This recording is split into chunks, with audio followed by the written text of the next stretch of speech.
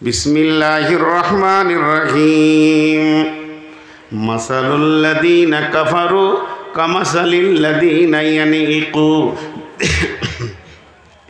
বিমা লা ইয়াসমাউ ইল্লা দুআআ ওয়া নিদাআ ইল্লা দুআআ ওয়া নিদাআ সুম্মুন বুকমুন উমিয়ুন ফাহুম লা ইয়াকিলুন। গুরুত্ব দেওয়ার জন্য আয়াতটা আরেকবার বলছি, হৃদয়গম করেলেন, দিলের মধ্যে ভরেলেন। যারা আমার ছোট ভাইয়ের মতো আলেম সমাজ রয়েছেন, এই আয়াতটা ভালো করে মুখস্থ করে সমাজকে বারবার শোনাতে থাকেন। আল্লাহ সূরা বাকারার শেষের দিকে বলছেন, মাসালুল লাযীনা কাফারু কামাসালিল লাযীনা ইয়ানিকু বিমা লা ইয়াসমাউ ইল্লা দুআআ ওয়া নিদাআ সুম্মুন বুকমুন উমিয়ুন ফাহুম লা ইয়াকিলুন। আল্লাহ বলছে ওই লোকেদের মিসাল ওই বেঈমান কাফেরদের মতো, ওই লোকেদের মিসাল ওই বেঈমান কাফেরের মতো। তাদেরকে তাদের মালিক দূরে কাছে ডাকলো, তারা শুনেও শুনলো না, বুঝেও বুঝলো না, তারা দেখেও দেখলো না। তাদের সমস্ত কিছু নষ্ট হয়ে গেছে, পার্টসগুলো। প্রকৃতপক্ষে তাদের মধ্যে ধাবন ক্ষমতা নাই, বোধগম্য ক্ষমতাটা নাই। এরাই হলো সমাজে জঘন্যতম পশু। আয়াত বললাম, তর্জমা করলাম। আমি বুঝতে পারছি আপনাদের ভিতরে ক্লিয়ার হয়নি। একটা উদাহরণ দিলেই ক্লিয়ার হয়ে যাবে। উদাহরণটা আল্লাহ দিয়েছেন, আমি দিচ্ছি। উদাহরণ তো এটাও আল্লাহ দিয়েছেন আয়াতটা। সেটা কি? এই যে আপনাদের খোলা মাঠ রয়েছে, বিরাট মাঠ, পলসুন্ডার মাঠ, আপনার টোল ট্যাক্সের মাঠ। এই মাঠে গরু চড়ছে, গরু 20-25টা গরু চড়ছে, আর রাখাল গরু চড়াচ্ছে। রাখাল কিন্তু গাছের ছায়াতে বসে আছে, প্রখর রোদ চলছে, আর রাখাল বাস আরামসে ছায়াতে বসে আছে। রাখালের একটা গরু মাস্টার সাহেবের টমেটোরের ভুঁইয়ে ঢুকছে, শিঙে করেও বেড়া ভাঙছে, ঢুকবে। লাল লাল টমেটোর ঝুলছে, ওকে লোভ লেগেছে, ও খাবে। রাখাল যাচ্ছে না, গ্রীষ্মে দূরে থেকে বলছে, ওই ঘোর। গরু ঘুরবে, গরু ঘুরবে, সোজা বেড়া ভেঙে ঢুকে গেল। কিন্তু বছর 6-7-এর একটা ছেলে, রাখালেরই বেটা, ঘুরছিল, ঘুরতে ঘুরতে টমেটোর দেখে নিয়েছে, ওরও দিলে লোভ এসছে। পেছন থেকে ওর বাপ ডাক দিয়েছে, ওই ঘুরবে কি ঘুরবে না? আল্লাহ বলতে চেয়েছেন এই আয়াতে, গরুটার কান আছে, ছেলেটার কান আছে, গরুটার পা আছে, ছেলেটার পা আছে, গরুটার চোখ আছে, ছেলেটারও চোখ আছে, গরুটার মাথা আছে, ছেলেটার মাথা আছে। যে সাউন্ডটা এখান থেকে ওখানে পৌঁছালো, ছেলেটা যত পরিমাণে শুনেছে অতটা পরিমাণেও গরুটা শুনেছে। কিন্তু ছেলেটা আর টমেটোরে নিল না, আর বেড়া ভাঙল না, ওখান থেকে ঘুরে চলে এলো আব্বার কাছে, আর নিজেকে অপরাধীর ভঙ্গিতে মাথাটা নামো করে আছে। আমি এখন অন্যায় করতে চলেছিলাম, বা অন্যায়ের জগতে আমি ছিলাম, কিন্তু গরুটা বেড়া ভেঙে চলে গেল। সেও শুনলো, সেও দেখলো, সেও তার কাছে শব্দ পৌঁছালো। তাহলে ছেলেটার সঙ্গে গরুটার কোন জায়গায় পার্থক্য রয়েছে? একটা জায়গায় পার্থক্য রয়েছে, ছেলেটার মধ্যে বোধ ক্ষমতা আছে, তার মধ্যে বিবেচনা আছে, উদ্দীপনা আছে, চেতনা আছে। সে জানছে এটা আমার মালিকের ডাক, আব্বার ডাক, আমার আর পাপ করা যাবে না, আর আমি গুনাহ করতে পারবো না। আর গরুর ভিতরে চেতনাটা নাই, বোধ ক্ষমতাটা নাই। এটা তার অভাবের কারণে 0% রয়ে, তার কিছুই নাই। এর জন্যে সে টমেটোরের ভুঁয়ে ঢুকে গেল। রঘুপুরে মসজিদে আজান, পলসন্ডা মসজিদে আজান, বিলবাড়ি মসজিদে আজান, অত্র এলাকায় যত মসজিদ আছে সব মসজিদ আজান তোলপাড় করছে, হাইয়া আলাস সালাহ,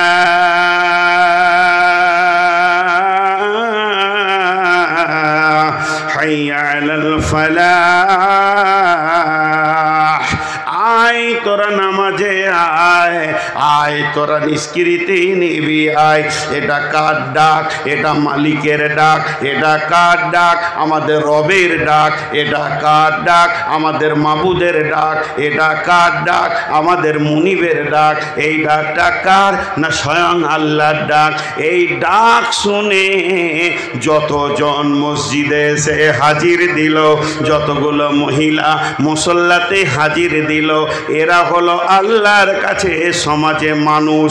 আর এই তোলপার ডাক শোনার পরেও যে লোকটা মসজিদে ঢুকতে পারলো না, মসজিদের দরজা খুঁজে পেল না, রবের ডাকে হাজিরি দিতে পারলো না, ওটাই হচ্ছে সমাজে জঘন্যতম পশু।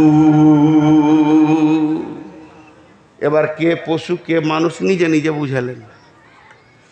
রবের ডাকে কে কে মসজিদ ঢুকে, আর যে যে ঢুকে না সে শুয়োরের থেকেও খারাপ, শুকরের থেকেও খারাপ। এটা কোরআন বলছে, আমি বলিনি। জি, আপনাদের বিরক্ত লাগছে না?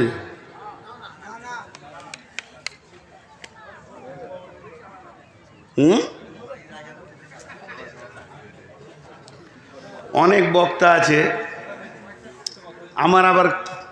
আমি আবার কিছু জিনিসে উল্টা। এই যে দাঁড়িয়ে থাকা লোক দেখতে পারি না, এটা আমার মানে মানসিকতা। ধরেলেন আমিই খারাপ। ওই যে ওখানে দাঁড়িয়ে আছে, আমার মাথা এখন কটকট করে কাটছে যে ওরা ওই মানুষ না ওরা ওই পশু। এতগুলো লোক বসে আছে, ওদেরকে আবার আলাদা করে বসাতে হবে, এই জিনিসটা আমি সহ্য করতে পারি না। তারপরে কিছু বক্তা আছে দেখবেন উঠেই বলবে মেয়েদের ব্যাপারে। আজকেও আস্তে আস্তে শুনছিলাম কে বলছিল যে মহিলারা হচ্ছে অবলা, সরলা, কমলা, মা বোনেরা। ঠিক বলে? অবলা কথা বলার মেশিন। হ্যাঁ, অবলা তাহলে একটা বললে 25টা বলে, তাকে অবলা বলা যাবে? সরলা খুব সাদাসিধে, মাথা খারাপ। সুবহান আল্লাহ। সরলা জিলাপির থেকে বেশি পেঁয়াজ আছে। সরলা আমি জীবনে বলি না মেয়েদেরকে অবলা সরলা। কমলা মানে নরম। কে বললে নরম? সতীনের ছেলেদের কলজে ভেজে খেয়ে নিবে। নরম যত শিশু মার্ডার মেয়েরা করেছে, পুরুষেরা কম করে। পুরুষেরা তার দুশ্মনের ছেলেকেও মারতে পারবে না। দুশ্মনের ছেলে যদি বাড়িতে চলে আসে, ওর হাতে একটা পেয়ারা দেবে, যারে বাবা খাগা, তোর বাপের সঙ্গে মামলা হচ্ছে তো তোর কি। কিন্তু মেয়েদেরকে সতীনের ছেলেদের কলজেটাকে ভেজে রুটি খেয়ে নিবে ও হাসতে হাসতে। অবলা সরলা কমলা আমি বলি না। কিছু বক্তা আছে, আমি বক্তাদের দোষ ধরছি না, উঠার পরেই বলবে আমি অত্যন্ত ক্লান্ত কণ্ঠে বহু দূর থেকে এলাম, ক্লান্ত শ্লান্ত 62টা রাজি। আমি জীবনে বলি না। কেন বলি না? তুই এলি কেন? দেখলে তোকে আসতে হতো না, ঘরে থাকবা না, পারবি তো। হ্যাঁ, আমি শেষকালে বলি যে আমি আর পারছি না চালাতে। আমি যে 6 দিন জ্বরে পড়েছিলাম, আজকে 23 বছর জালসা করছি, আমার দ্বারা জালসা মরেনি কোনো দিন, কোনো জায়গায় ডেট খিলাপ করিনি। এবছর 4খানা ডেট পর পর পর পর পর পর আমি একদম বিছানায়। সেই কাশির জের এখনও যায়নি। সেই 6 দিনের মধ্যে 4 দিন জালসা কামাই করেছি, জ্বর অবস্থায় 2 দিন বকেছি, আজকে 4th দিন চলছে। আমি প্রথমে বলিনি আমি 1.5 ঘন্টার বেশি পারবো না, এটা আমি জানি, কিন্তু তার মতো করে আমি গুছাচ্ছি আপনাদের কথাগুলো। যাই হোক, ওইগুলো বলে সময় নষ্ট করে লাভ নেই। এখন আমি যে পথে আপনাদেরকে নিয়ে যাচ্ছি, তাহলে আমরা পশুর থেকেও নিচে। শর্ট করে একটা কথা বলেন, মানুষ পাথরে সাজদা করে, মানুষ পাথরকে সাজদা করে কি করে না? আর কুকুর পাথরে কার দাম বেশি? কার দাম বেশি? কুকুরেরই দাম বেশি। মানুষ যাকে সাজদা করে, কুকুর তার মুখে মুতে। এর থেকে আর কি দেখাবো? জি, এই দিকে আমি সময়টা কম কাটাতে চাইছি, কারণ হাদিসটা বড় গুরুত্বপূর্ণ আছে বলে আমি এগুলো শর্ট কথা বলছি। মানুষ পশুর থেকে খারাপ, তার 4টা কারণ ছোট ছোট করে বলে দিই। মানুষ তৃণমূল করে, কংগ্রেস করে, আরএসপি করে, সিপিএম করে, আর কিছু করে, আর কিছু করে, আর কিছু করে, বিজেপি করে। কুকুররা কোন পার্টি করে বলেন? আপনার এই এলাকার কুকুরগুলো তৃণমূল না সিপিএম? যখন তৃণমূলের মিছিল যায় তো কুকুরগুলো এরকম করে তাকায় বলে, হ্যাঁ তোদের রুজি দেনেওয়ালা আল্লাহ, তো কার পেছনে ধরে বেড়াচ্ছিস? সারা পৃথিবীর সমস্ত প্রাণী এক আল্লাহর আইনের আওতাভুক্ত। নাম্বার 2, সারা পৃথিবীর যত প্রাণী আছে সব এক আল্লাহকে সাজদা করে, অন্য কাউকে সাজদা। দেখেছেন কোনোদিন বাঁদরকে যে কোনো জায়গায় গিয়ে মূর্তি পূজা, পাথর পূজা, দেবী পূজা, দেবতা পূজা, মাজার পূজা, গাছতলায় থাকে না। তো মানুষ মূর্তি সাজদা করে, গাছকে সাজদা করে পশুর থেকে নিচে। 3 নম্বর, আল্লাহ তাবারক ওয়া তাআলা যে প্রাণীকে যে রুজিটা দিয়েছে তার উপরে সে সন্তুষ্ট আছে, তাই খেয়ে সারা জীবন চালাচ্ছে। আমাদেরকে বলেছে হারাম খাবি না, সকালে উঠে 2 বোতল মদ খেয়ে নিয়েছে। এর থেকে নোংরা কে আছে? কোনোদিন কোনো কুকুরকে দেখেছেন এমন খাবার খেয়েছে ডান দিকে বাঁ দিকে টলে টলে হাঁটছে? শূকরকে দেখেছেন? জি না। ওরা আল্লাহর দেওয়া রুজির ওপরে সন্তুষ্ট আছে। মানুষ কিন্তু আল্লাহর দেওয়া রুজির ওপরে সন্তুষ্ট নাই। আর 4র্থ নম্বরটা একটু ডিপলি করে বলছি, সময় ব্রেনগুলোকে খালি করে নেন। 1 ডোজ হোমিওপ্যাথিকের মতো দিব। যদি আপনার ভিতরে একটু ঈমান থাকে আর জীবনে জালসা শুনতে হবে না, শুধরিয়ে যাবেন। 4র্থ নম্বরটা হলো, সারা পৃথিবীর যত প্রাণী আছে তারা তার মালিকের দরজা চিনে। কুকুরটা আপনার পেছনে পেছনে টোলে চলে গেছে, আপনি গাড়ি চেপে শিলিগুড়ি চলে গেলেন। এই রাত্রিতে কুকুরটা কারো বাড়িতে উঠবে না, নিজের মালিকের বাড়িতে উঠবে। নিকৃষ্ট প্রাণী, হারাম প্রাণী। আবার বিড়ালও ওই রকম। শুকরগুলো যারা চাষ করে সারাদিন তারা যেখানেই যাক সন্ধ্যা হলে মালিকের দরজায় ওঠে। তার মানে পৃথিবীর যত প্রাণী আছে সব এক আল্লাহকে চিনে, সে তাদের মালিকের দরজা চিনে। কিন্তু হতভাগা মানুষ, আল্লাহ বলছে তোদেরকে জ্ঞান দিলাম, তোরা যাক সারা পৃথিবীর সমস্ত প্রাণী তার মালিকের দরজা চিনল। হতভাগা মানুষ, তুই তোর মালিকের দরজা মসজিদ চিনলি না। মসজিদের সামনে ঘুরঘুর করছে। আমি এখান থেকে আয়াতটাকে সমাপনী দিলাম। 30 সেকেন্ডে খালি টোটাল সারাংশটা বলবো। এতক্ষণ যা বকলাম তার একটাই নিচড় বের করলাম। আমরা এত জঘন্য হয়ে গেছি, আমরা নিচে হয়ে গেছি, আমাদের চরিত্র শেষ, আমরা পশু থেকে শেষ, পশুর থেকেও নিচে চলে গেছি, আমাদের চোখ কান দিল সব শেষ। কারণ একটাই, তা হলো অলস। এবার একটা ছোট্ট কথা বলে দিয়ে হাদিসে চলে যাব। ছোট্ট কথাটাও 30 সেকেন্ড লাগবে। নামাজের যতগুলো কারণ আছে, 5 ওয়াক্তে নামাজের যতগুলো কারণ আছে, 5 ওয়াক্ত নামাজটা আল্লাহ দিয়েছেন এর পেছনে যতগুলো কারণ আছে, 5 ওয়াক্ত নামাজ আল্লাহ দিয়েছেন এর পেছনে যতগুলো কারণ আছে, তার ভিতরে একটা অন্যতম কারণ হচ্ছে অলসতা নামের রোগকে একটাই ট্যাবলেটে দূর হবে, সেটা হচ্ছে 5 ওয়াক্তের নামাজ। 5 ওয়াক্তের সালাত যদি ঠিক মতো কেউ পড়তে পারে তার কাছ থেকে অলসতা দূর হয়ে যাবে এবং সে আস্তে আস্তে পশুত্বর জগৎ থেকে বের হয়ে এসে মনুষ্যত্বের জগতে ফিরবে। এবার চলেন হাদিসটা বলি। বিসমিল্লাহির রহমানির রহিম।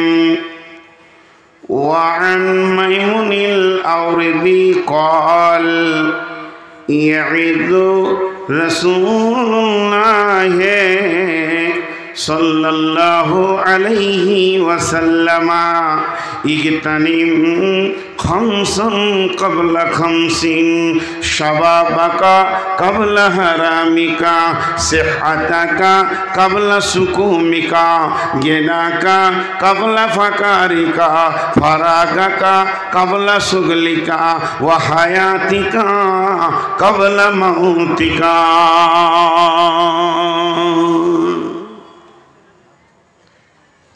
নবীজি বলছেন, উম্মত, রাবির নাম মাইমুনুল আওরেদি, হাদিসটা হাসান।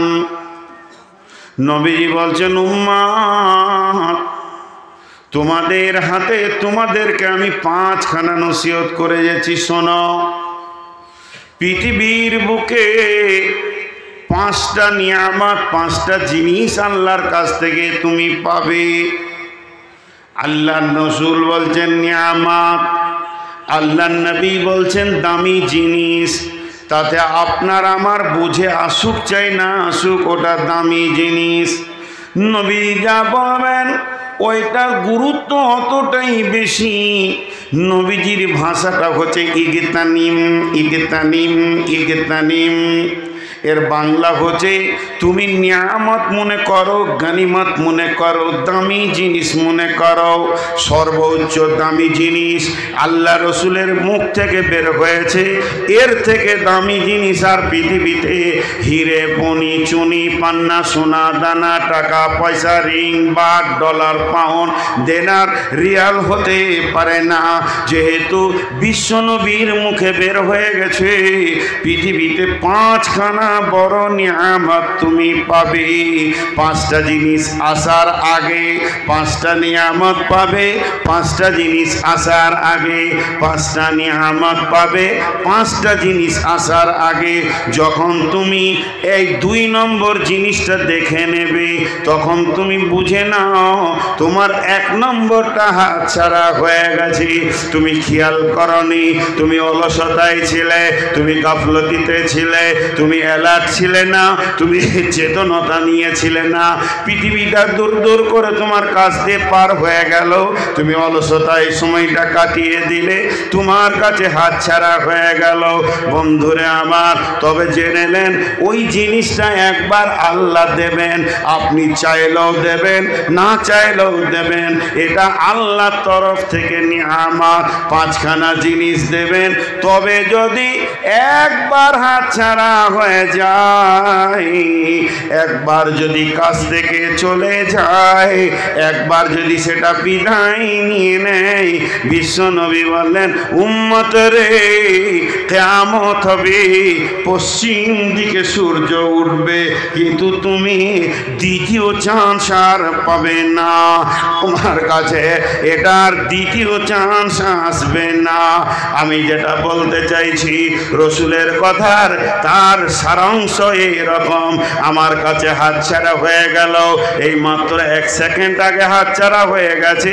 এখন যদি ওটা পাবার জন্যে আমি মসজিদে মাথা ঠুকে কাঁদতে শুরু করে দিই, আমি যদি তাহাজ্জুদে কাঁদি, কাঁদতে কাঁদতে মাথা ঠুকতে ঠুকতে মসজিদকে আমি খাল করে দিব, চোখের পানিতে মসজিদে নহর বইয়ে দিব, চোখের পানিতে মসজিদে নদী বইয়ে দিব। বিশ্ব নবী বলছেন উম্মাত হাত ছাড়া হয়ে গেলে দ্বিতীয় চান্স তুমি পাবে না।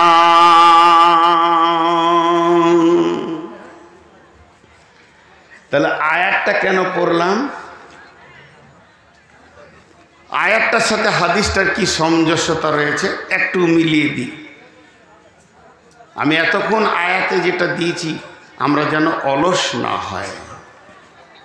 আর রসুল যে 5টা কথা বলছেন, কোনো অলসের ক্ষমতা নাই যেটাকে ধরি সাইড দিয়ে বেরিয়ে চলে যাবে।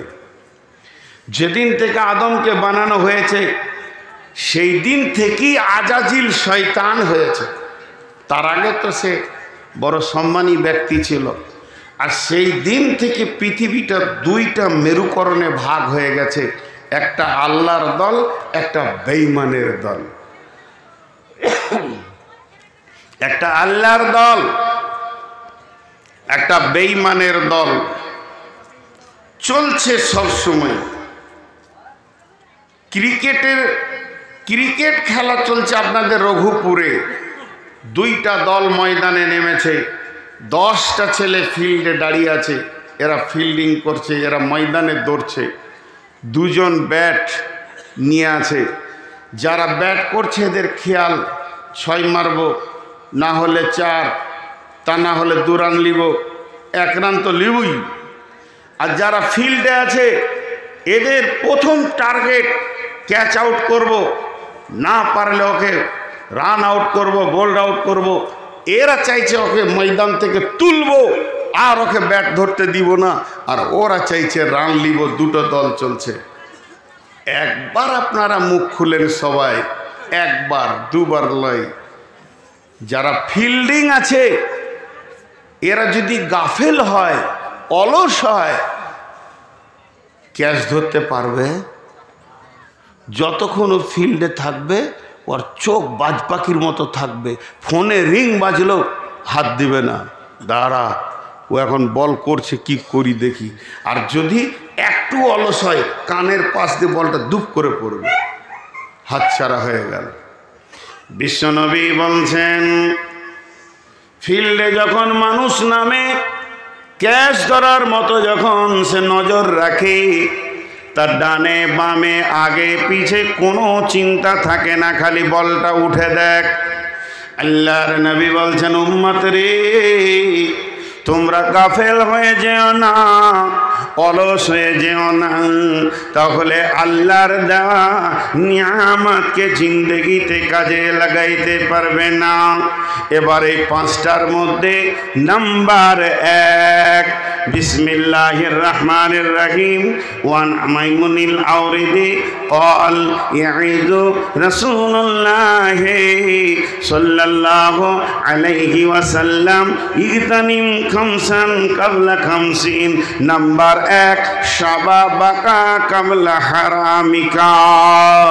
জওয়ানি একটা নিয়ামত, যৌন তরঙ্গ একটা আল্লাহর দেওয়া নিয়ামত।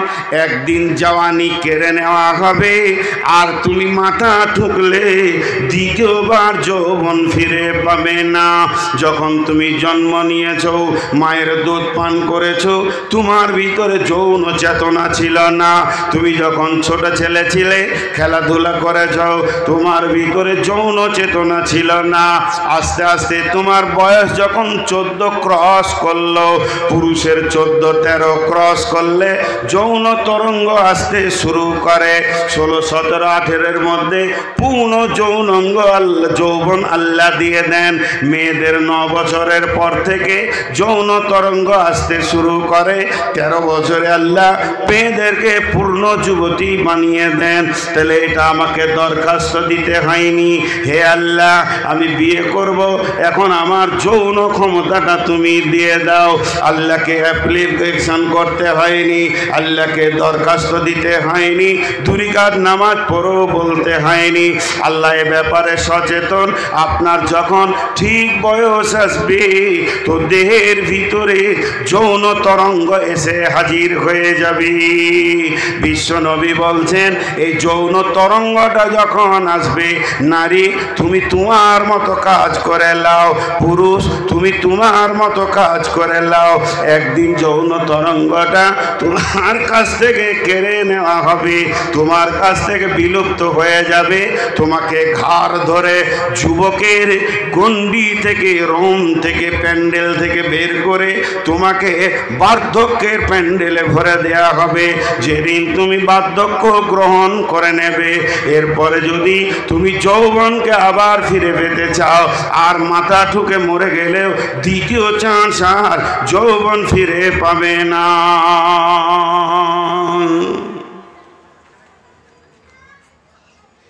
যৌবন একটা নিয়ামত।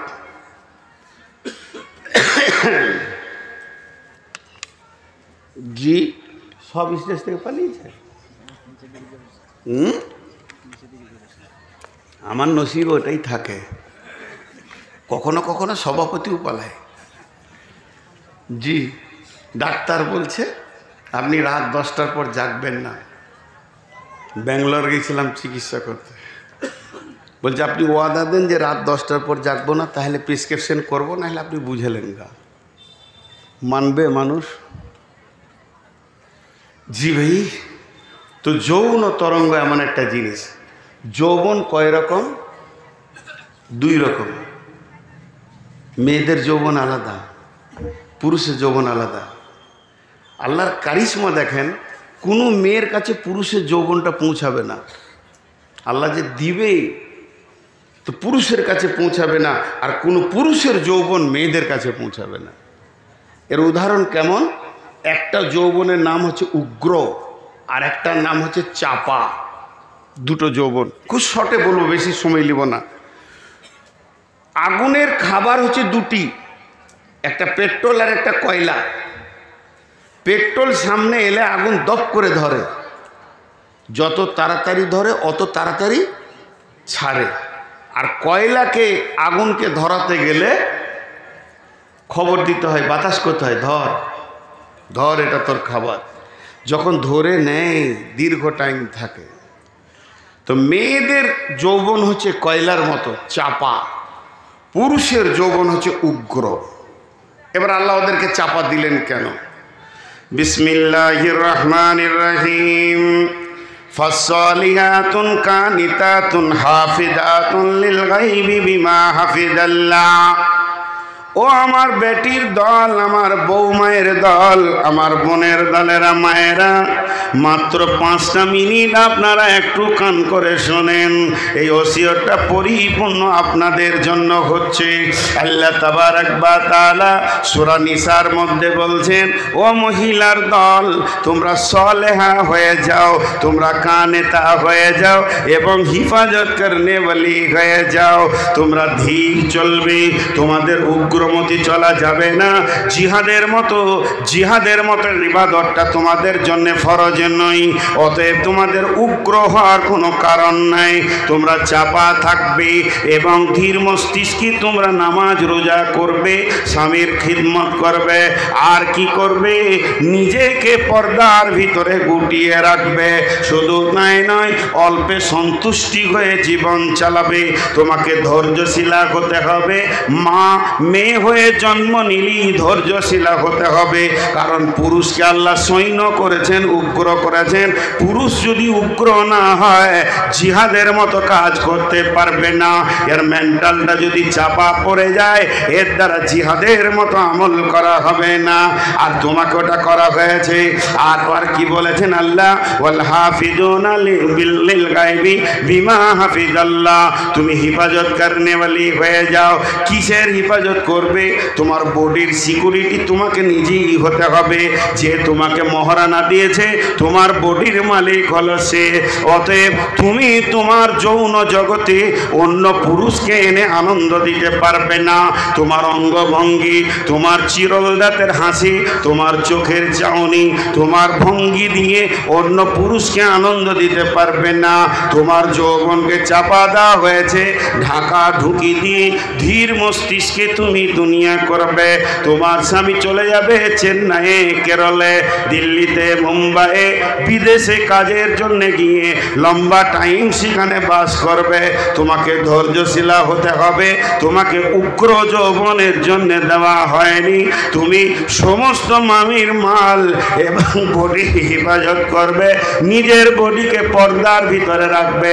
বন্ধুরে, মুফাসসিররা বলছেন, যদি একবার পুরুষের উগ্র যৌবনটা কোনো নারীর ভিতরে ভরে দেওয়া যায়, পুশ করে দেওয়া যায়, পুরুষের ভিতরে যে যৌন তাড়না আছে, এটা যদি কোনো নারীকে দিয়ে দেওয়া যায়, ওই নারী শরীরে কাপড় রাখবে না, বাড়ির পর্দায় থাকবে না, মাঠে মাঠে পাগলের মতো দৌড়ে বেড়াবে। অতএব হে নারী কুল, তোমাকে এর জন্য চাপা যৌবন দেওয়া হয়েছে। আর পুরুষকে দেওয়া হয়েছে উগ্র। হাজি আমার মোচ আনছে না, নাই দেখতে পেয়েছেন? কথা বলে না লোকগুলো, মনে মনে ভাবছে কথা বলার পালি তো আপনার, আমরা কেন বলবো? মুখ খুলেন একটু করে। লোক যেছে, বুঝতে পেরেছেন? লোক উঠছে, বুঝতে পেরেছেন? 12টা হলে ময়দান খালি হয়ে যাবে। যারা পালাইছে ওদের দলের লোক আমি, ওরা ঠিক করছে। যে জালসাই গেছি আর পা দুটো ধরে কমিটিকে বলছি যে ভাই 12টার পর লোক থাকে না, আপনার জন্য থাকবে যে, আমি যেন ওদের বাপ হলাম, আমার জন্য থাকবে। যত দামি বয়ান করা হোক, এখনকার মানুষ 12টা পরা থাকবে না। মানুষের শরীরকে পঙ্গু করে দেওয়া হয়েছে করোনা নামে ভাইরাসটা, ভ্যাকসিনটাতে সমস্ত মানুষকে কম্বু করে দিয়েছে, কমজোর করে দিয়েছে। কারো ক্ষমতা নাই আগেকার মতো স্ট্রেংথ নিয়ে কাজ করা, পঙ্গু করে দিয়েছে। কি ভাবছেন? হ্যাঁ, এর জন্যে মানুষ উঠবি। আপনারা একবার আমার সঙ্গে কথা বলেন, পুরুষকে মোচ দিয়েছে না দেয়নি? আর দাড়ি, এটা পুরুষের অলংকার, পুরুষের অলংকার। আর যারা মোচ দাড়ি চেঁচে দেয়, বেল, দেখেছেন? ছোট ছেলে যদি রাতে উঠে দুধ খাবো, তো মা না বাপ বুঝতে পারবে না, কার বুকে যে ও হাত দিবে? দুজনেই শুয়ে আছে তো, দুটাই বেল। হ্যাঁ, বাচ্চা ছেলে ওর হুঁশি নেই যে কোথা দুধ খেতে হয়। এই মোচ কেটে শেষ হয়ে গেছে। হজরত উমর দাঁতন রেখে মোচ কাটতেন, হজরত আলী দাঁতন রেখে মোচ কাটতেন। এখানে এরকম বড় মোচ, খালি এরকম একবার মোচে হাত দিয়ে যদি দাড়িটা এরকম করে লেবেল করা হয় তো কাফেররা 3 বার হিসু করে দিবে যে ঘটনা কি, প্ল্যান কি করছে, কলজেটা লিবে না ফ্যাঁপসাটা লিবে, যার দাড়ি নেই সে কি করবে। তো পুরুষের যৌবন উগ্র, কেন উগ্র করা হলো? বিসমিল্লাহির রহমানির রহিম। আত-তাইবুনাল আবিদুনাল হাবিদুনাস সাইহুনার রাকিউনাস সাজিদুনাল আমিরুনা বিল মারুফি ওয়ান নাহুনা আনিল মুনকারি আমিরুনা বিল মারুফি ওয়ান নাহুনা আনিল মুনকারি আমিরুনা বিল মারুফি ওয়ান নাহুনা আনিল মুনকারি ওয়াল হাফিজুনা লিহুদুদিল্লাহি ওয়াল হাফিজুনা লিহুদুদিল্লাহি ওয়া বাশশিরিল মুমিনিন। পুরুষের দায়িত্ব হলো সৎ কাজের আদেশ করবে, অসৎ কাজের নিষেধ করবে। যেখানে কোরআনের আল্লাহর অবমাননা হবে ওই জায়গায় মজবুত হয়ে এসে দাঁড়িয়ে যাবে, জান চলে যাবে। ইকাতিলুনা ফি সাবিলিল্লাহি ফায়াকতুলুনা ওয়া ইকতালুনা ওয়া'দান আলাইহি হাক্কান ফিত তাওরাতি ওয়াল ইনজিলি ওয়াল কোরআন। আমি আমার জিন্দেগি, আমার জীবন যৌবন আমি আল্লাহকে বিক্রি করে দিয়েছি। যদি আল্লাহর বিরুদ্ধে কেউ কথা বলে ওখানেই কতল হয়ে পড়ে যাব, আল্লাহর কাছে শহীদের দরজা পাবো, নচেত তার কলিজাটাকে বের করে নিব। আল্লাহ আমাকে গাজী ঘোষণা করবে। এর জন্য আমাকে আল্লাহ পৃথিবীতে পাঠিয়েছেন। যদি পুরুষের যৌবন উগ্র না হয়ে চাপা হতো, ঝামেলার খবর শুনলি লেপে ঢুকতো। হ্যাঁ, কোনো ঝামেলা হলে যদি বাড়ির ভিতরে বাইরে হইচই হয়, তখন বেটা ছেলেটা বলবে কোন শালা, হ্যাঁ কোন শালা, ওকে একবার দেখি। ওর বউটা এসে কাপড় ধরে, তুমি যেও না জি।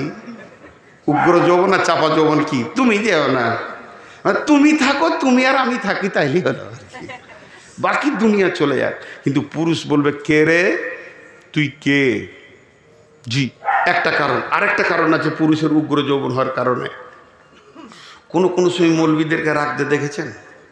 আরে কথা বলে না। আরে কোনো মৌলবীকে যদি না দেখেছেন তো আমাকে তো দেখেছেন রাগ করতে। এতগুলো লোক হ্যাঁ না বলে না। আরে যার রাগ নাই সে হলো হিজড়ে,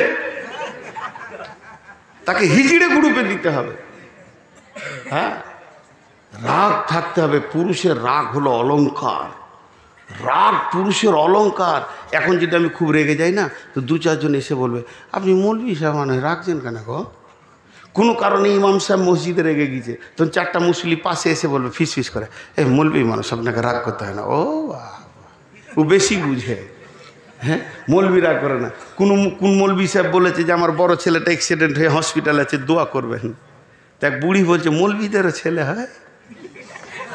ওকে হুঁশি নেই যে মৌলবীরা কি করে এত বড় পাঞ্জাবিতে ছেলে তৈরি করছে, আল্লাহ জানে। ওগুলো তো ফুল প্যান্ডালা করবে। ধারণাটা কেমন? স্বয়ং রসুলের ছেলে ছিল, রসুল জামাই ছিলেন, রসুল শ্বশুর ছিলেন, রসুল বাপ ছিলেন, রসুল নানা ছিলেন, আর ই ভাবছে যে মৌলবীদের ছেলে কেন হবে। আজীব ব্যাপার আর কি। মানে মৌলবী মানে তুমি হিজড়ে হয়ে যাও।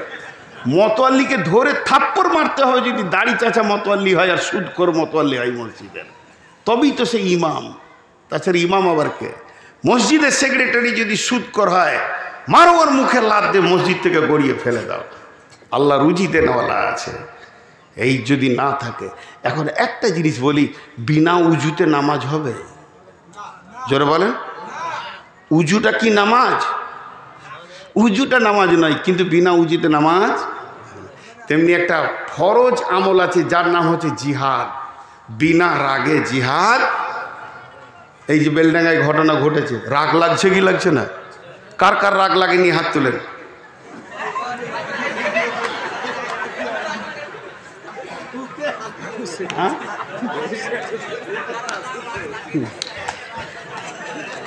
যারা হাত তুলেছে ওদের রাগ বেশি।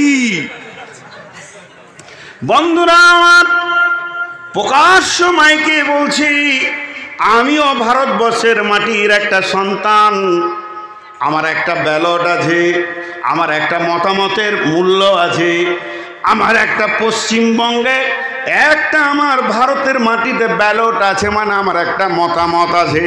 আমি সরকারকে মত দিতেই পারি, ঘোষণা করতে পারি। এই রকম পঙ্গু সরকারকে জুতিয়ে নামিয়ে দেওয়া ভালো, যার দ্বারা দেশ অটল। ও ছেলেটা বলে যে লিখেছে বড় অপরাধ নয়, সব থেকে বড় অপরাধ দিল্লির মসনাদে যে বসে আছে হারামখোর বেঈমান, এর দ্বারা দেশ চলবে না। প্রথম পিটানি ওকেই শুরু করতে হবে। তার কারণ হচ্ছে গাছের গোড়া কাটলে ডাল আপনি রাস্তা বেছে নেবে। অতএব বন্ধু, আল্লাহর বিরুদ্ধে কথা বলেছেন, রসুলের বিরুদ্ধে যারা কথা বলেছে তাদের ইতিহাসটা শুনেলেন। তাদের ইতিহাস আজ পর্যন্ত যত বেঈমান আল্লাহ এবং রসুলের সঙ্গে বেঈমানি করেছে তাদের দুইখানা ইতিহাস। এক নম্বর হচ্ছে হয় তারা মুসলমান হয়ে গিয়ে কালেমা পড়ে নেয়, আর না হয় তাদের পৃথিবীতেই দৃষ্টান্ত শাস্তি আল্লাহ দেন। আমরা আল্লাহর কাছে দোয়া করব, মাবুদ যে বেঈমান লিখেছে তাকে তুমি কালেমা পড়ে আমাদের দলভুক্ত ভাই বানিয়ে দাও। আর এই দোয়াটা যদি তোমার কলমে কবুল না হয়, দৃষ্টান্ত শাস্তি নিয়ে পৃথিবীতে তাকে সারা পৃথিবীকে জানিয়ে দাও। আল্লাহ তাবারক ওয়া তাআলা বলছেন যে আল্লাহ এই পুরুষদেরকে উগ্র যৌবন দেওয়ার কারণ এটাই, তারা দেশ সামালবে, দশ সামালবে, ভারতের মাটিকে যেন কেউ অপবিত্র না করে সেই দিকটা তারা খেয়াল রাখবে। শুধু নয়, তারা কোরআনের হেফাজত করবে। শুধু এই পর্যন্ত নয়, সারা দেশের উন্নতির দিকে লক্ষ্য করবে। যার দ্বারা দেশের ক্ষতি হবে তাকে দুনিয়া থেকে সরিয়ে দেবে। শুধু এই পর্যন্ত নয় বন্ধুরা আমার, যুবকদের আর একটা ডিউটি রয়েছে, ওয়াল হাফিজুনা লিহুদুদিল্লাহ, আল্লাহর আইনের সিকিউরিটি ফোর্সের কাজ করবে। আর দ্বিতীয় নম্বর যেটা, ফাইদা কুদিয়াতিস সালাতু ফান্তাসিরু ফিল আরদি ওয়াবতাগু মিন ফাদিলিল্লাহি ওয়াযকুরুল্লাহা কাসীরান লাআল্লাকুম তুফলিহুন। আল্লাহ যুবকদেরকে বলছে, যখন তোমাদের নামাজ শেষ হয়ে যাবে তখন তোমরা জমিনে ছড়িয়ে যাও হালাল রুজি উপার্জনের জন্য। এই ইনকামের দায়িত্বটা আল্লাহ নারীকে দেয়নি, পুরুষকে দিয়েছে। তাহলে পুরুষের যদি উগ্র যৌবন না হয়, তাড়াতাড়ি যদি যৌবন জগৎ থেকে বেরোতে না পারে, যৌবনটা যদি তাড়াতাড়ি শেষ না হয়, তার দ্বারা দোকান চলবে না, তার দ্বারা ব্যবসা বাণিজ্য চলবে না।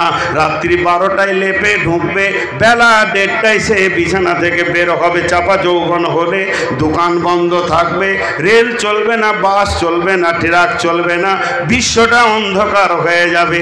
আল্লাহ যুবককে, পুরুষকে উগ্র যৌবন দিয়েছে। যখন কাজ করার চট করে নিয়ে সেখান থেকে তুমি সৈন্যের মতো বের হয়ে যাও, তোমার মাথাতে অনেকগুলো দায়িত্ব চাপানো আছে। বুঝতে পেরেছেন? আরে বুঝতে পারছেন? হ্যাঁ, তো এই পুরুষের মেন দায়িত্ব, হাজি ভাই এই রুমালটা আমার ময়লা হয়েছে, জামাটা ময়লা হয়েছে, তো এটাকে কাচতে যখন যাবে তো উদ্দেশ্য কি? সাবানটা কিনেছে কেন? সাবান কিনেছে, সময় দিচ্ছে, দুটো জিনিস ওকে লাগছে, দিয়ে নদীর ধারে বসে বা কলে বা বাথরুমে বসে কাপড় সাফ করছে, সময় দিচ্ছে, সাবান দিচ্ছে, উদ্দেশ্য কি? কাপড়টা সাফ হয়ে যায়। কিন্তু বিনা উদ্দেশ্যে দুটো জায়গায় সাফ হবে, ওর হাত দুটো সাফ হবে কি হবে না? ওটা উদ্দেশ্য থাকে। আর যে পাথরে মাছে, পাথরটা সাফ করতে কিছু, ওটা অটোমেটিক হয়ে যাবে। তো পুরুষের ছেলে অটোমেটিক হবে, ওই দিকটা চিন্তা করতে হবে না। ওর উদ্দেশ্য হবে ব্যবসা বাণিজ্য করব, দেশকে রক্ষা করব, এই দিকে সে চিন্তা চেতনায় থাকবে, ওটা অটোমেটিক হবে। এর জন্যে এদেরকে উগ্র যৌবনে পাঠানো হয়েছে।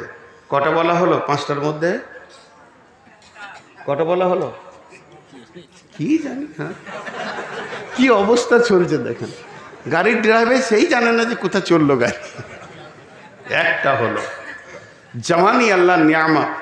এবার নারী পুরুষ উভয় যৌবনওয়ালাকে একটা সুসংবাদ দিয়ে দিই। বিসমিল্লাহির রহমানির রহিম। وعن أبي هريرة رضي الله تعالى عنه قال قال رسول الله صلى الله عليه وسلم سبعة يظلهم الله في ظله يوم لا ظل إلا ظله إمام عادل شاب نشأ في عبادة الله। ও যুবকের দল আর ও নারী যুবতীর দল, ওরে আমার যুবতী বেটি বৌমা বোন যারা রয়েছেন কান করে শোনেন, এবং যারা আমরা যুবক এখনো তরঙ্গ আমাদের মধ্যে বিদ্যমান রয়েছে, আমার নবী বলেছেন যদি যৌবনকালটা নারী আর পুরুষ আল্লাহর দেওয়া ফরমানের ওপরে শেষ করে দিতে পারে, আল্লাহর হুকুমের ওপরে যৌবনকালটাকে যদি অতিবাহিত করে দিতে পারে, কঠিন কিয়ামতের দিনে যখন কোনো ছায়া থাকবে না, ওই যুবক যুবতীর জন্যে আল্লাহর রহমতের ছায়াতে জায়গা হবে। কত বড় ফেসিলিটি! কে বলছে 13টা 14? কত রকম খরিদ্দার নিয়ে আজকে বসেছি গো। ও মনে মনে বলছে যে এ ছেলে মাইক পেলে ছাড়তে চায় না। জি, নাম্বার 2, সিহাতাকা কাবলা সুকুমিকা, সিহাতাকা কাবলা সুকুমিকা। বিশ্বনবী বলছেন উম্মত রে, তুমি জীবনে একবার সুস্থ শরীর পাবে, ঘুরিয়ে যৌবনকাল, কিন্তু যেদিন তোমাকে রোগে ধরে নেবে, বার্ধক্য রোগ আছে, প্যারালাইসিস আছে, হাই প্রেশার আছে, লো প্রেশার আছে, ডায়াবেটিস আছে, সুগার আছে, যে কোনো একটা রোগ তোমাকে মরার আগে আক্রমণ করবে, সেই আক্রমণের আগে যৌবনকালটাকে নিয়ামত মনে করো, সুস্থ শরীরকে নিয়ামত মনে করো। সুস্থ শরীর যতদিন আছে তুমি আল্লাহর নিয়ামতে ডুবে আছো, যেদিন তোমাকে রোগে ধরবে, সুস্থ দিন হাত ছাড়া হয়ে গেলে আর তুমি এই রকম সুস্থতা বোধ করবে না। মেডিকেল ডিপার্টমেন্ট কি বলছে ডাক্তাররা? 47 বয়স যেই পার হয়ে যাবে একটা ব্যাগ আসবে তোমার কাছে, সবারই আসবে। যারা 47-এর নিচে আছে এরা ফিক ফিক করে হাসছে। জি আসবে। 47 বয়স হলেই একটা ব্যাগ এসে হাজির হবে, তার নাম হচ্ছে ওষুধ। পকেটে থাকবে, এখানে থাকবে, ফুরুক ফারাক ফুরুক ফারাক চলবে, উপায় নাই। আমাকে দিয়ে দিয়েছে, 48 বছর বয়সেই দিয়েছে, ব্যাগ নিয়ে ঘুরে বেড়াচ্ছি। এখন সুগারকে পেয়েছি আমি মনে হয় 43 বছর বয়সে, এখন 53 চলছে, তার মানে 10 বছর চলছে রানিং। এটা একটা আল্লাহর নিয়ামত, কিন্তু তারপরেও বলে দিচ্ছি রোগ আল্লাহর নিয়ামত। কেউ যদি আল্লাহর উপরে সবর করে ধৈর্য ধরে নিতে পারে, আল্লাহর বিরুদ্ধে কথা না বলে, কিয়ামতের মাঠে স্টেজ করে তাদেরকে প্রাইজ দেওয়া হবে। তখন সুস্থ লোকেরা এসে বলবে আল্লাহ আমাদেরকে পৃথিবীতে যদি কাঁচি করে কাটতেন তারপরেও করতাম না। এটা একটা নিয়ামত, চুপ করে ধরে নিতে হবে। তারপরেও আল্লাহ রসুল বলছে তোমার সুস্থ শরীর নিয়ামত। সুস্থ অবস্থায় 5 ওয়াক্তে নামাজে মসজিদ গেছো, ঝড়ে গেছো, বৃষ্টিতে গেছো, বাদলে গেছো, শীতে গেছো, গ্রীষ্মে গেছো, আর যখনই তোমাকে রোগে ধরেছে 5 ওয়াক্ত মসজিদে যেতে পারছো না, সুস্থ অবস্থায় উজু করেছো, এখন তায়াম্মুম করছো, আগে দাঁড়িয়ে নামাজ পড়েছো, এখন বসে পড়ছো, ইশারায় পড়ছো। যৌবনকালে সুস্থ যতদিন আমাকে আমার রব রেখেছেন ঠিক মতো যদি মসজিদে হাজিরি দেওয়া হয়, বার্ধক্যে যদি বাড়িতে বিছানায় শুয়ে তায়াম্মুম করে ইশারায় নামাজ পড়া হয়, তারপরও আমার রব যৌবনের মেজারমেন্ট করে আমাকে নেকি দান করবে। এর জন্য নবীজি বলছেন সুস্থ জীবন একটা নিয়ামত, রোগা হয়ে যাওয়ার আগে। 3 নম্বরে নবীজি বলছেন ফারাগাকা কাবলা সুগলিকা, ফারাগাকা কাবলা সুগলিকা, সময় একটি নিয়ামত, বইয়ে চলে যাওয়ার আগে, হাতছাড়া হয়ে যাওয়ার আগে সময় তোমার বইয়া যায় রে মুমিন ভাই, সময় তোমার বইয়া চলে যায়। এই দুনিয়ার ফেরে বেতে পড়ে লয় রইলে গাফিলতে, যাইবার তোমার কি হুঁশ নাই রে মুমিন ভাই, সময় তোমার বইয়া চলে যায়। সময় একটা এমন জিনিস, আপনি ঘুমাবেন আমি ঘুমাবো, আপনি আড্ডা দেবেন আমি আড্ডা দেব, বাস দাঁড়িয়ে যাবে 10 মিনিট, আর ট্রেন দাঁড়িয়ে যাবে আধ ঘন্টা, প্লেন দাঁড়াবে, দিন রাতের ভিতরে সকলের রেস্ট আছে, সকলে দাঁড়ায়, সবাই যেন একটু সময় নেয়। কিন্তু সময় এমন একটা জিনিস, ও বইতি আছে বইতি আছে, সময় কোনোদিন দাঁড়াবে না। বিশ্বনবী বলছেন যে সময়টা তোমার হাতছাড়া হয়ে গেছে, এই সময়টা তুমি দ্বিতীয়বার আর ফিরিয়ে আনতে পারবে না। আল্লাহ তাবারক ওয়া তাআলা সময়ের কত গুরুত্ব দিয়েছেন, আল্লাহ তাবারক ওয়া তাআলা নিজে সময়ের কসম খেয়েছেন, এবং কোরআনের ভিতরে সময়কে কেন্দ্র করে 3খানা সূরা নাজিল করেছেন। একটা হলো সূরা দোহা, একটা হলো সূরা ফাজর, একটা হলো সূরা আসর, একটা দিনের শেষে সূরা, একটা রাতের শেষে সূরা, এবং আল্লাহ 4টা 3টি 2টি কসম খেয়েছেন এবং সময়ের গুরুত্বকে বোঝাতে চেয়েছেন। সময় হলো পৃথিবীর অদ্বিতীয় নিয়ামত, যে সেকেন্ডটা এক্ষুনি আপনার দ্বারা হাতছাড়া হয়ে যাচ্ছে। আজকে 23 তারিখ, আপনার কিনা 23 তারিখ শনিবার দিবাগত রাত্রি হয়ে গেল, এখন 11:46 হয়ে গেল, 45টা মাত্র 1 মিনিট আগে চলে গেছে। এটা কিয়ামত পর্যন্ত ফিরে আনার ক্ষমতা নাই। বিশ্বনবী বলছেন উম্মতের সজাগ থাকবে, সময়কে কাজে লাগাবে, খবরদার অবহেলায় সময়কে পার করে দিও না। একজন মুফাসসির বলছেন সূর্য কথা বলে, ভাই এটা হাদিস নয়, এটা মুফাসসির ইসলামী চিন্তাবিদের কথা। যখন সূর্য পূর্ব দিকে উঠে তখন দুনিয়াবাসীকে বলে, রে ও রঘুপুরবাসী দুনিয়াবাসী শোন, তোর কপালে আবার একটা দিন তুই পেয়ে গেলি, তওবা করার সুযোগ পেয়ে গেলি, সময়কে কাজে লাগা, এখনো তুই মসজিদে ঢুকে যা। যখন সূর্য পশ্চিম দিকে অস্তমিত হয়, বিশ্ববাসীকে ডাক দিয়ে বলে, হতভাগার দল, যেমন থিলি তেমন থেকে গেলি, তোর জীবনে একটা দিন তুই কবরের দিকে আগিয়ে গেলি, তোর কাছ থেকে একটা দিনের সময় শেষ হয়ে গেল, তোর কবর যত দূরে আছে তুই একটা দিনের রাস্তা আগিয়ে গেলি। সূর্য ডুবে গেছে, না জানি সকালে তুই বিছান থেকে উঠবি কিনা, তবে রাত্রি পেয়ে গেছিস, নির্জনে মাবুদের কাছে কেঁদেলে, এখনো পর্যন্ত সময়কে কাজে লাগা, চরিত্রকে তুই ঘুরিয়ে নে। সূর্য দিনে 2 বার মানুষকে চিৎকার মেরে ওসিয়ত করে। বন্ধুরা আমার, বিশ্বনবী বলছেন ফারাগাকা কাবলা শুগলিকা, সময়কে বড় নিয়ামত মনে করে নাও হাতছাড়া হয়ে যাওয়ার আগে।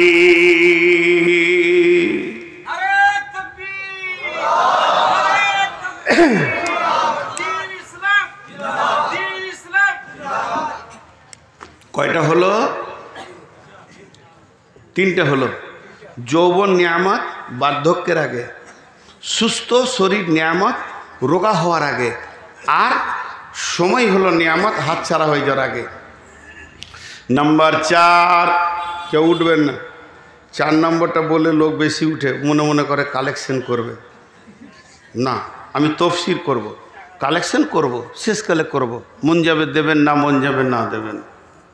হ্যাঁ, আর জালসা কমিটি আমাকে একটা কথা খুব ভালো বলে, আপনাকে কালেকশন করতে হবে না। যদি বলি যে আমাকে 9টায় দেন কালেকশন, না না না, আপনার কালেকশন করতে, এদিক দিয়ে আমি বেঁচে আছি আর কি, মাশাআল্লাহ। 1 পয়সা দেবেন না, ঘর চলে যাবেন। কিন্তু তফসিরটা শুনেন। বিশ্বনবী বলছেন গেনাকা কাবলা ফাকারিকা, এমন একজন ব্রেন বলছেন আল্লাহর পরে পরে যার স্থান, সারা পৃথিবীর বিজ্ঞানীকে এক জায়গায় করে দিলে রসুলের ব্রেনের সঙ্গে পারবেন না। আমার নবী বলছেন গেনাকা কাবলা ফাকারিকা, তোমার কাছে যখন মাল আসবে, মাল যেন তোমার ডানে বামে হাতে পায়ে পকেটে নিচে সবসময় মাল তোমার কাছে থাকবে। তখন তুমি মালকে চট করে কাজে লাগিয়ে লাও। একদিন মাল তোমার হাত ছাড়া হবে, সেদিন সেদিন তুমি পস্তাবে। আল্লাহ কোরআনে বলছেন ইয়াহসাবু আন্না মালাহু আখলাদা, ইয়াহসাবু আন্না মালাহু আখলাদা। আমার গোলামেরা ধারণা করে আমার মাল আমার হাতছাড়া হবে না। কবি নজরুল বলছেন ধরণীর বুকে যত আশা আর রচিনু সম্পদ যত তোমারই মাটিতে মিশায়া যাবে হায় আমার দেহের মতো। আজকে আমি বলছি দেন ভাই, আমার আগে ইমদাদ বলছে দেন ভাই, আর কেউ বলছে দেন ভাই, কমিটি বলছে দেন ভাই। কিন্তু এমন একটা দিন আসবে আল্লাহ তাবারক ওয়া তাআলা সূরা হাদীদে বলছেন মানুষ জাহান্নামে যাওয়ার পর দান করতে চাইবে।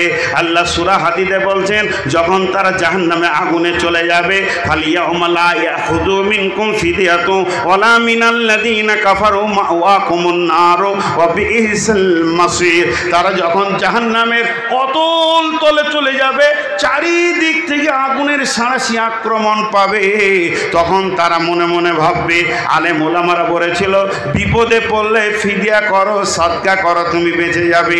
ও তখন জাহান্নাম থেকে আল্লাহকে ডাক দিয়ে বলবে রব্বি,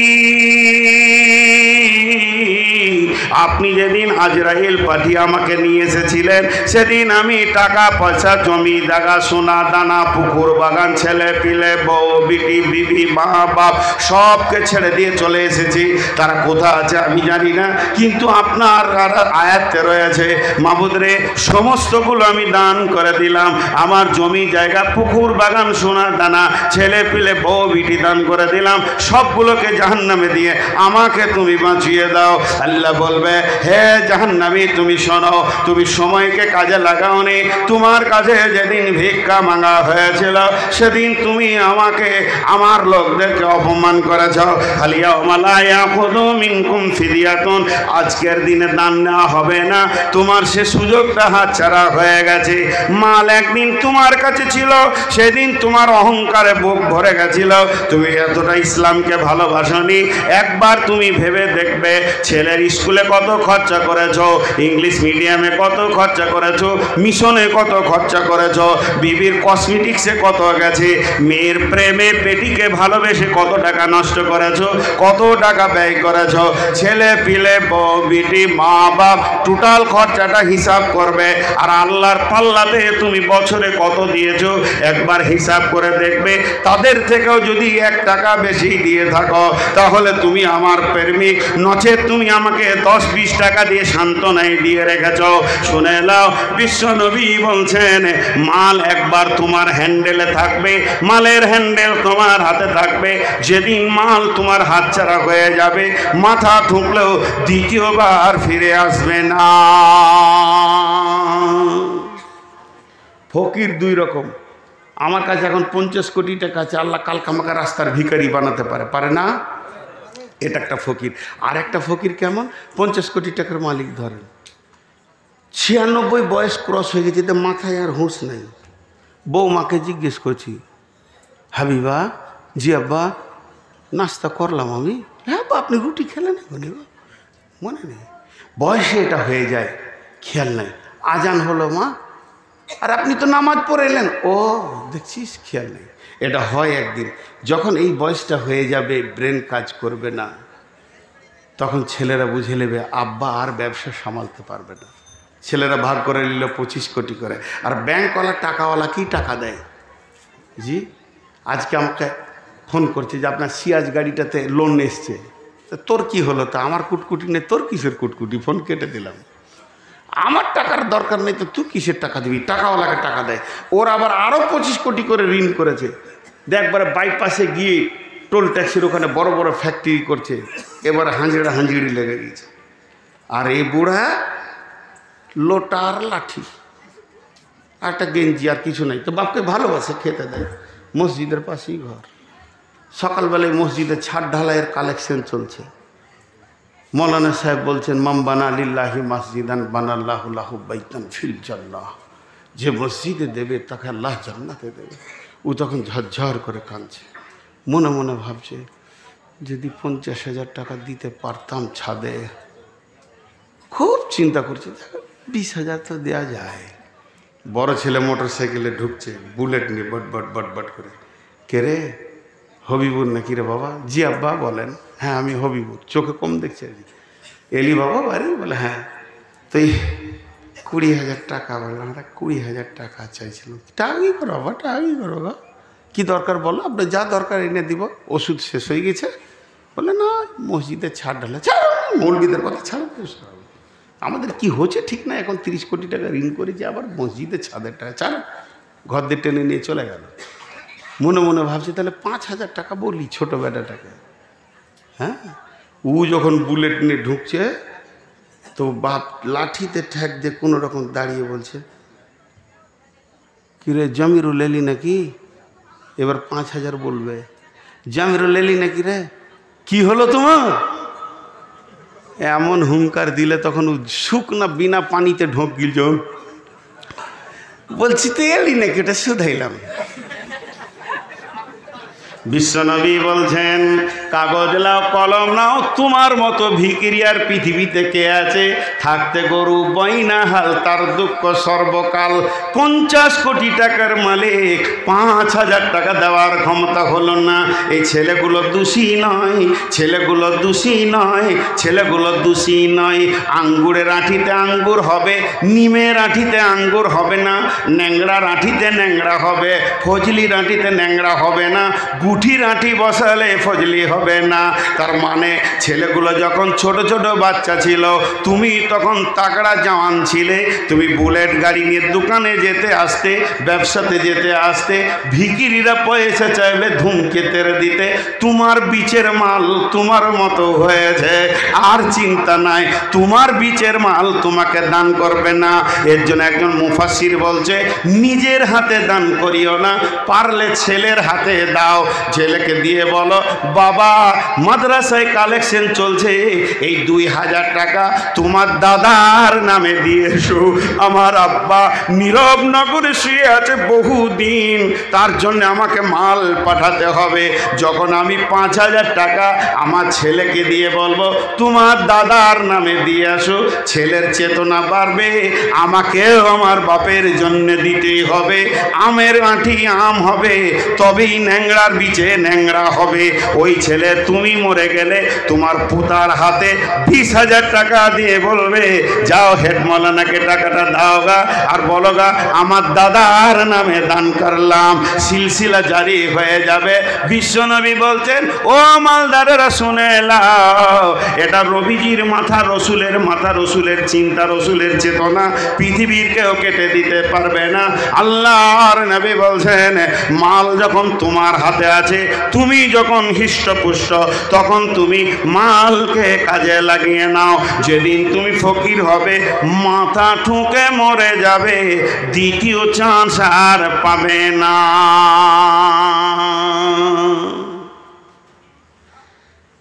সব উঠছেন কেন গো? এখনো তো 2 মিনিট আছে।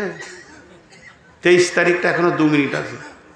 24 তারিখে আমার জালসা আছে হরিশ্চন্দ্রপুর টালবাংড়া মাদ্রাসা, আগামীকাল। 25 তারিখে আমার জালসা আছে জাফরহাট ঠাকুরগাঁও বাংলাদেশ, ওখান থেকেই ঢুকবো। ওই জন্য আজকে বাড়ি যাব, বাড়ি গিয়ে গাড়ি টাড়ি রেখে এবার কাল ট্রেনে যাব বাংলাদেশ। তো একটা কথা আপনাদের সামনে বলে যাচ্ছি, মাল হাত ছাড়া হয়ে গেলে, এগুলো সব রসুলের কথা, কি দামি এগুলো। সোনার অক্ষর দিয়ে যদি লিখে দেন হিরে খচিত, তারপরও এর মূল্য দিতে পারবেন না। কটা বলা হলো? 4টা। যৌবন নিয়ামত, বার্ধক্যের আগে সুস্থ শরীর নিয়ামত, মানে সুস্থ শরীর নিয়ামত, রোগা হওয়ার আগে, সময় নিয়ামত হাতছাড়া হয়ে যাওয়ার আগে, মাল নিয়ামত আপনার ফকির হওয়ার আগে। 5 নম্বরটা বলবো, এক চান্সে বুঝে নেবেন, কিন্তু উঠে যাবেন না। পরে 3 মিনিটের একটা কথা আছে। বিশ্বনবী বলছেন, হায়াতিকা কাবলা মাউতিকা। এটা এমন একটা আরবি, পৃথিবীর সবাই বুঝে নেবে, পাগলেও বুঝে নেবে। বিশ্বনবী বলছেন, যতদিন তুমি বেঁচে আছো জীবনটাকে বড় নিয়ামত মনে করে নাও। যেদিন তুমি মরে যাবে সেদিন তোমার সব হাতছাড়া হয়ে যাবে। আর একটা নেকি বাড়ানো যাবে না, একটা গুনাহকেও কমানো যাবে না।